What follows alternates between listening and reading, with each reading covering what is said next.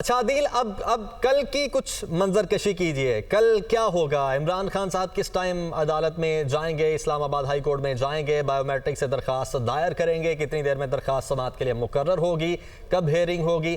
कल की ज़रा मंजरकशी कीजिए।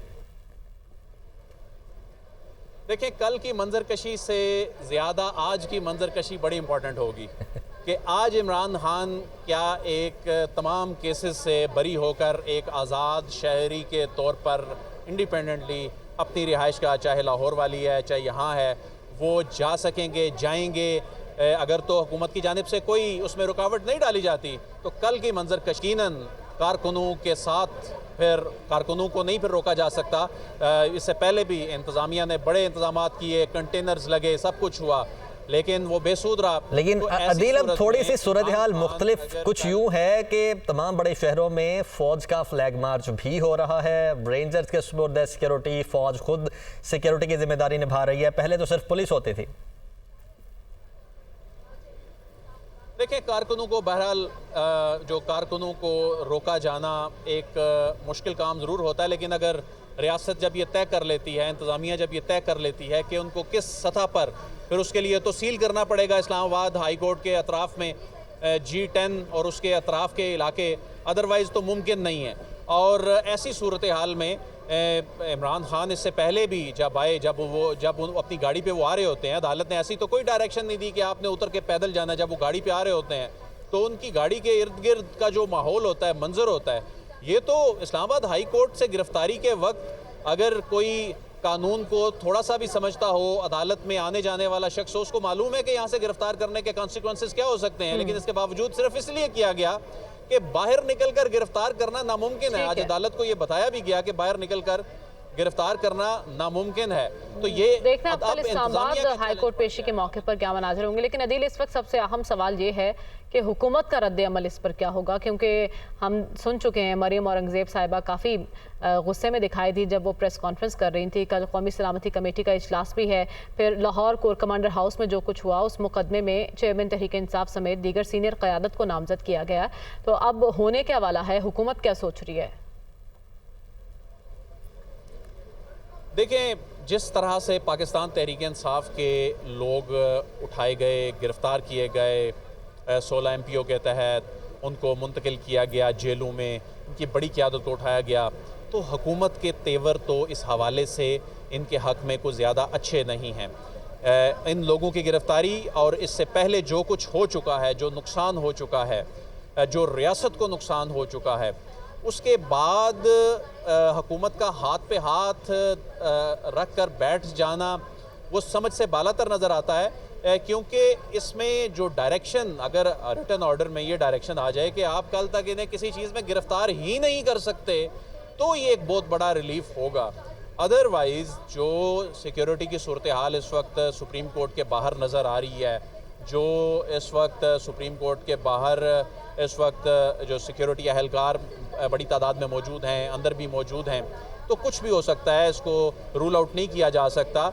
बहरहाल हुकूमत कोई ऐसा जेस्चर भी दे सकती है कि इमरान खान साहब का लाएँ और कल वहाँ उनको अगर कोई गिरफ़्तार करना है। नैब ने, बुनियादी तौर पे नैब एक इंडिपेंडेंट इदारा है, लेकिन हुकूमत इस हवाले से कंसर्न तो है। हुकूमत इस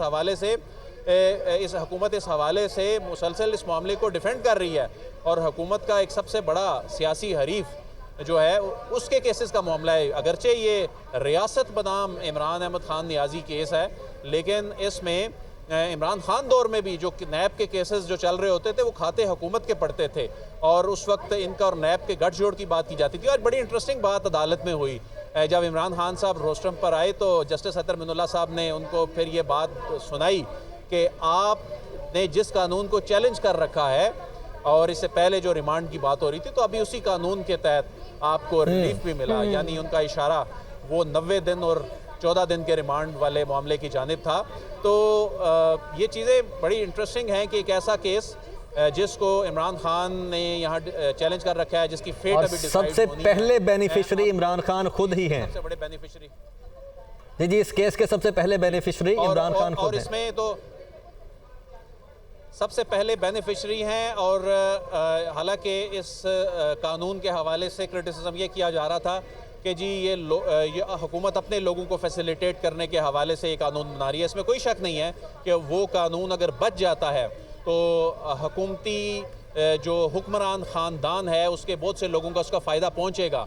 लेकिन इस वक्त 90 दिन के रिमांड से बचकर 14 दिन के रिमांड पे आ जाना, अगरचे वो 8 दिन का मिला है, लेकिन इसके बाद अगली हिकमत अमली नैब की यही थी, हमारे ज़राए ने हमें ये बताया कि वो मज़ीद 6 दिन का रिमांड मांगा जाना था। तो वो 90 दिन के रिमांड काटे इन लोगों ने, नून लीग के जो रहनुमा हैं, और मालूम ही नहीं होता था कि ये लोग इस वक्त कहाँ हैं।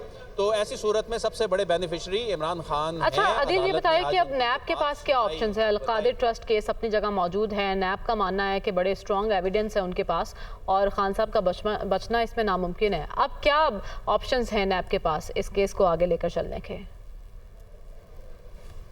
देखें, नैब इस केस में दोबारा उसको रिमांड के लिए, और ज़ाहिर गिरफ्तारी होगी आज सरे 9, वही एक वक्त गुजरने के बाद अदालत में पेश करना पड़ेगा।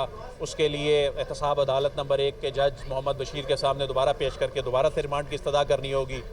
पहले 8 दिन का रिमांड लिया है, वो मामला रुक गया। अब ये कहेंगे कि देखें जी वो रिमांड का अमल तो चूँकि गिरफ्तारी ही कालअदम हो गई थी और उसको गैर कानूनी करार दे दिया गया था, तो रिमांड की हैसियत ही नहीं, तो उस मामले में दोबारा से इनिशिएट होना है।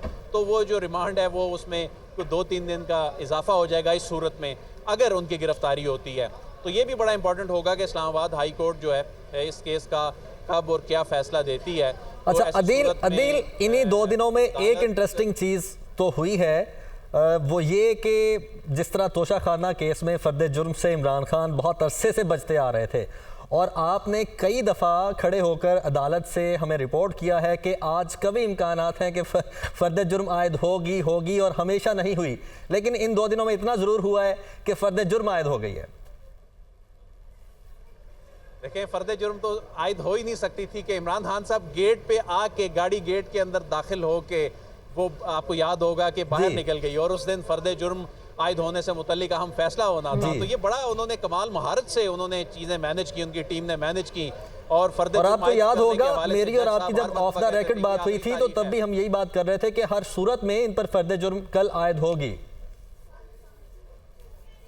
क्योंकि अदालत ने उसमें ये कह दिया, वारंट जारी हो गए, अगला प्रोसेस इश्तिहारी होने का इनिशिएट होना था। उसके बाद फिर वो तमाम मनाजिर जो G11 जो कम्प्लेक्स था, उसके बाद सिचुएशन ही तब्दील हो गई कि ये केस 1 महीने के लिए आगे चला गया।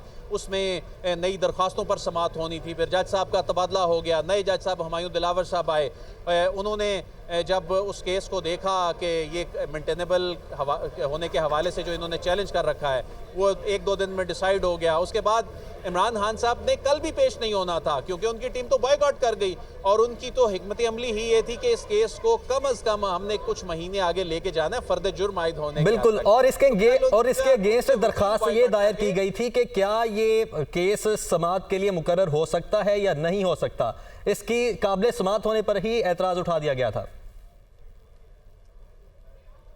काबिल समाअत होने पे एतराज़ उठाया गया क्योंकि ये वो टैक्टिक्स होते हैं जो कामयाब, जो अच्छा वकील होते हैं। हमने देखा कि बड़े बड़े जादूगर वकला होते हैं जो बरसों फर्द जुर्म आयद होने की स्टेज नहीं आने देते। ऐसा ही फारूक एच नाइक साहब को हमने देखा, जरदारी साहब के केसेस में देखा, वो फर्द जुर्म ही आयद नहीं होती थी। तो इस केस में भी एक मंझे हुए फौजदारी वकील उनके साथ ख्वाजा हारिस, ये भी बड़ी इंटरेस्टिंग बात थी कि वही जज मोहम्मद बशीर, वही कमरा अदालत, जो है वही वकला की टीम, लेकिन मुल्जिम बदल गया था। और वही, लेकिन इस मरतबा वो खान साहब के साथ थे, वो यही ख्वाजा हारिस साहब जो हैं वो नवाज शरीफ साहब को फर्द जुर्म से नहीं बचा सके थे। इस मरतबा ये बचाने में कामयाब हो रहे थे, लेकिन इस मरतबा मंजर इसलिए बदल गया क्योंकि कमरा अदालत वही था, वो उठ के बाहर तक नहीं जा सकते थे। और उसके बाद फिर रिमांड का जब हुक्म आ गया तो ऐसी सूरत में वो फर्द जुर्म आयद करने को भी चैलेंज कर दिया गया है। इस मामले को जो अब चूँकि चैलेंज किया गया है फर्द जुर्म आयद करने के मामले को आला अदालत में, तो इस